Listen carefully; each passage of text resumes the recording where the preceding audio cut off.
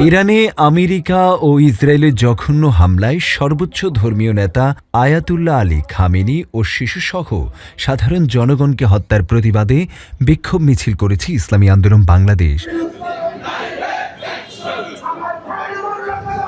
সংগঠনটির মহাসচিব অধ্যক্ষ ইউনুস আহমেদ বলেন, একটি স্বাধীন দেশের সর্বোচ্চ ব্যক্তিকে নিজ বাসভবনে ক্ষেপণাস্ত্র হামলা করে হত্যা করায় আধুনিক বিশ্ব ব্যবস্থার প্রতি সুস্পষ্ট উপেক্ষা ও আন্তর্জাতিক আইনের লঙ্ঘন। ইসলামী আন্দোলন বাংলাদেশ এই বর্বরোচিত হত্যাকাণ্ডের তীব্র নিন্দা জানান।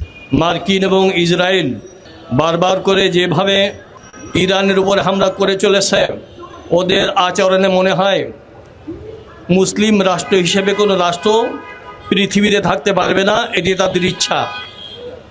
জাতি হিসেবে, মুসলিম জাতি হিসেবে কেউ পরিচয় দিতে পারবে না।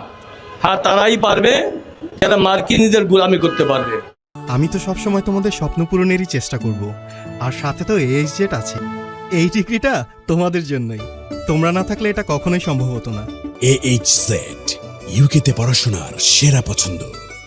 আজ সোমবার বাদ জোহর বাইতুল মোকাররমের উত্তর গেট থেকে ইসলামী আন্দোলন বাংলাদেশ ঢাকা মহানগরের উদ্যোগে বিক্ষোভ মিছিল অনুষ্ঠিত হয়। তিনি আরও বলেন, পবিত্র রমজান মাসে যুক্তরাষ্ট্র ও ইসরায়েল যৌথভাবে ইরানে যে হামলা চালিয়েছে তা শান্তিকামী মানুষের হৃদয় আঘাত হেনেছে।